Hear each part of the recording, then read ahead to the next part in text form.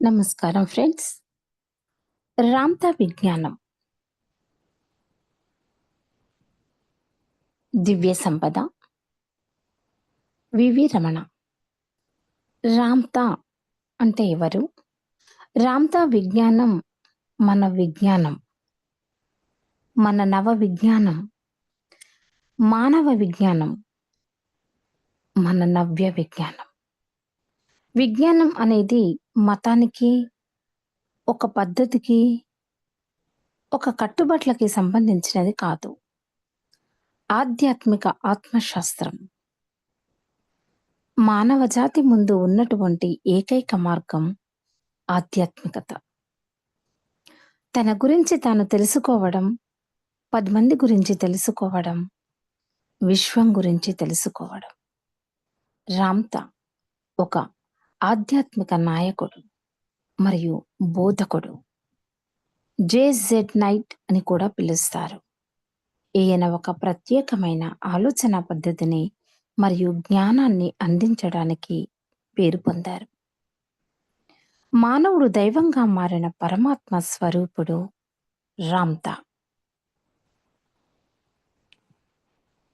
ఆ రామ్తా దివ్య జ్ఞానమే ఈ రామ్తా విజ్ఞానం. నిన్న మనం చదువుకున్నాం. ఎక్కడి వరకు అంటే చెప్పుకున్నాం, నిన్న మనం మాట్లాడుకుంది సంపద కోసం ఇతర మానవులను మోసగించడం, లేదా అయాచితంగా ఇతరుల సొత్తును ఆశించడం, అదృష్టం కోసం ఎదురు చూడడం, లేదా దురాశతో ఇతర మానవుల నుండి లాగి వేసుకోవడం లాంటివి హీనమైన చర్యలు అని. వాటికి పాల్పడుతున్నారంటే మీ గొంతును మీరే కోసుకున్నట్లు అని. మోసపూరితంగా ఇతరుల నుండి సంపదను లాగవేసుకోవడం అనేది పద్ధతి కాదు అని. అంత అవివేకానికి ఎందుకు? మీలోని దైవత్వాన్ని హీనపరుచుకుంటున్నారా? మిమ్మల్ని మీరు మోసగించుకుంటున్నారు. సంపద కోసం ఆరాటపడిపోతూ ఉన్నారు. అలా ఆరాటపడకండి అని నిన్న మనము చెప్పుకున్నాము. ఈరోజు మీ అంతర్ప్రపంచం నుండి వెలువడే ఆలోచనలే బాహ్య ప్రపంచంలో సంపదను కలిగిస్తున్నాయి. ఎంత సంపద కావాలంటే అంత సంపదను మనము పొందవచ్చు. ఎంత బంగారాన్ని కావాలంటే అంత బంగారాన్ని మనం పొందవచ్చు. అంటే ప్రపంచంలో ఆర్థిక సంక్షోభం రాని కానీ, అవునా? ప్రపంచంలో ఆర్థిక సంక్షోభం రాని కాక, లేదా మీరు ఏర్పరచుకున్న స్టాక్ మార్కెట్స్ పతనమై పోనీ కాక, మీ ఆర్థిక స్థితులను మీ ఆలోచన తరంగాల నుండి వస్తున్నాయి. ప్రపంచ ఆర్థిక సంక్షోభమే లేదా స్టాక్ మార్కెట్స్ పతనము ఏవైనా కానీ, అవన్నీ మనుషుల ఆలోచన వల్ల ప్రభావితమవుతున్నాయి. మనిషి ఆలోచనలే ఆ పరిస్థితులను సృష్టిస్తున్నాయి. జీవితంలో మీరు సంపదను ఆకాంక్షిస్తూ విశ్వసిస్తున్నంత కాలము ప్రపంచ ఆర్థిక సంక్షోభం కానీ, లేదా స్టాక్ మార్కెట్ పతనం కానీ మిమ్మల్ని ప్రభావితం చేయలేవు. బయటి పరిస్థితులేవి మిమ్మల్ని ప్రభావితం చేయలేవు. మనసులో ఉన్నటువంటి ఆలోచనలు, బాహ్యంలో ఉన్నటువంటి ఆలోచనలు వాస్తవం చెందుతుంది. అంటే అంతర్ప్రపంచంలో పేదరికం గురించి కలలు కంటున్నంత కాలము పేదరికాన్ని మీ జీవితంలోనికి ఆహ్వానిస్తున్నారు.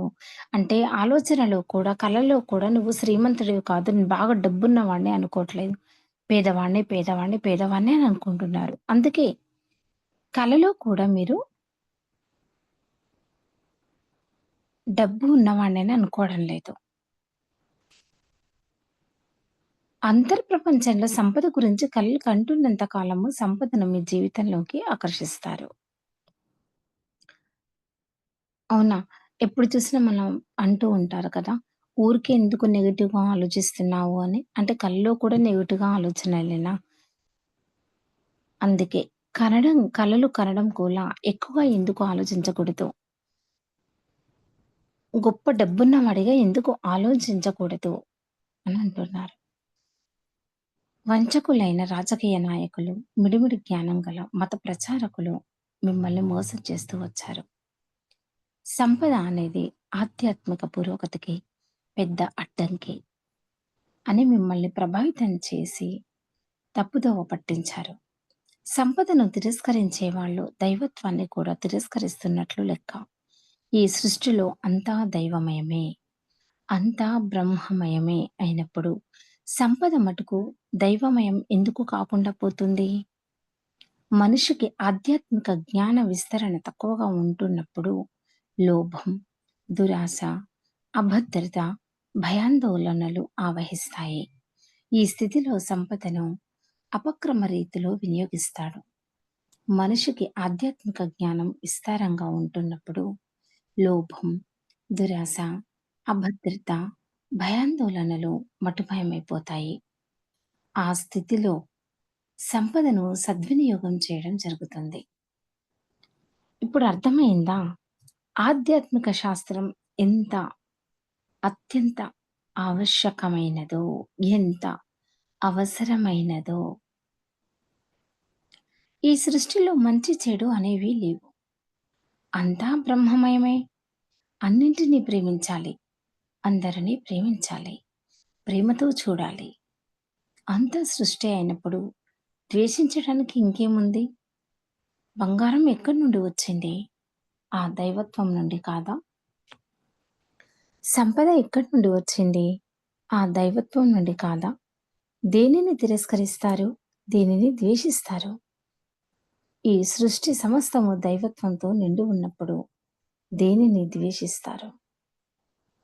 బాహ్య ప్రపంచంలో ఉన్నటువంటి సంపదంతా కూడా అంతర్ప్రపంచం నుండే వెలువడుతుంది. సంపదను సృష్టించే మెకానిజం అంతా మీ అంతర్ప్రపంచంలోనే ఇమిడి ఉంది. బంగారం ఎక్కడి నుండి వచ్చింది? దానికి ఆ జీవశక్తిని కలగజేసింది ఎవరు? అంతా దైవమయం అయినప్పుడు బంగారం దైవమయం కాదా? మంచి, చెడు అనేవి మీ మనస్సు నుండి నిర్ణయింపబడుతున్నాయి. కానీ దైవత్వంలో అవేవి లేవు. అంతా సమానమే. సృష్టి అంతా దైవమయమే, బ్రహ్మమయమే అయినప్పుడు ఈ సంపద, ఈ బంగారం కూడా బ్రహ్మమయమే. అది ఒక గొప్ప కాన్సెప్ట్. ఈ కాన్సెప్ట్‌ను ఎలా తప్పుపట్టగలరు? మీ పరిమిత జ్ఞానం వల్ల, మీ పరిమిత అవగాహన వల్ల అలాంటి దురభిప్రాయాన్ని ఏర్పరచుకొని ఉంటారు. ఈ లోకంలో, ఈ భూలోకంలో విషాదం, అన్యాయం, దరిద్రం తాండవిస్తున్నాయని మీరు నమ్మినట్లయితే మీకు అజ్ఞానం ఉన్నట్లు లెక్క. నీవే దైవం, నీలోనే దైవ సామ్రాజ్యం, దైవ సంపద ఇమిడి ఉన్నాయి. ఇవి మహాపరివాక్యాలు. ఇవి మహా అఖండ సత్యాలు. ఈ సత్యాలు మీకు గోచరమైతే మీకు అభద్రత, ఆందోళన, దురాశ, లోభం మటుమాయం అవుతాయి. సంపద కోసం దురాశతో పొర్లాడడం మానేస్తారు. సంపద కోసం దురాశతో ఎదుటివారిని మోసం చేయడం మానేస్తారు. మీరు చేయవలసిందల్లా మీకు ఎంత సంపద కావాలో మీ అంతర్ప్రపంచంలో మీరు సృష్టించుకోవడం. అది చాలా ఆటోమేటిక్‌గా బాహ్య ప్రపంచంలో వాస్తవ రూపం చెందుతుంది. ఆ పనిని మీరు తక్షణమే చేపట్టండి. సంపద కోసం మీరు ఇతరులను వంచించాల్సిన పని లేదు. మోసగించాల్సిన పని లేదు. దురాశతో సంపద కోసం వెంపర్లాడాల్సిన అగత్యం లేదు. మీ జీవితంలో కావలసినంత సంపదను సృష్టించుకోవడం స్వార్థపూరితమైన విషయమేమీ కాదు. జీవితాన్ని ఒక సాహసంగా, ఒక ఆటగా, ఒక సరదాగా మీ ఆనందం కోసం స్వీకరిస్తున్నారు అంతే. అన్ని మాటలెందుకు? మీ అవసరాల కోసం, మీ ఆనందం కోసం సంపదను సృష్టించుకుంటున్నారు. ఇవాళో రేపో మీలోని దైవత్వం, ఆధ్యాత్మిక శాస్త్రం యొక్క అత్యంత ఆవశ్యకత గురించి మీరు గుర్తించి తీరాలి. మరే గత్యంతరము లేదు. మీలోని దైవత్వాన్ని గుర్తించడం, మీరే దైవాలుగా జీవించడం అనేవి అత్యంత ఆవశ్యకం. అవును. రేపటి తరగతిలో మనము జీవితం అనేది ఎలా ఉంటుంది? ఎవరి చేత నడిపించబడుతోంది?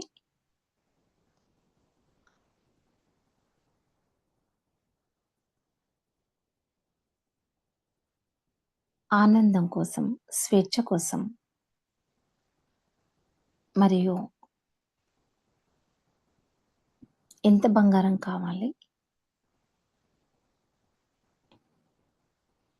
అవునా?